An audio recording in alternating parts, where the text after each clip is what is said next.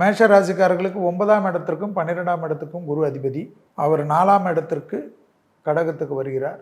கடகத்துக்கு வந்த குரு விருச்சகத்தை பார்க்க போகிறார், மகரத்தை பார்க்க போகிறார், மீனத்தை பார்க்க போகிறார்.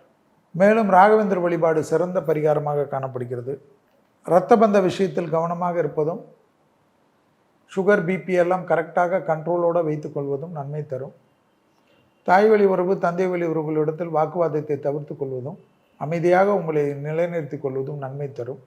மேஷ ராசிக்காரர்களுக்கு கண்டிப்பாக தேகாரோக்கியத்தில் இருந்த ஒரு பெரும் மன கஷ்டங்கள், குறைகள், மரண பயங்கள் எல்லாம் நீங்கும்.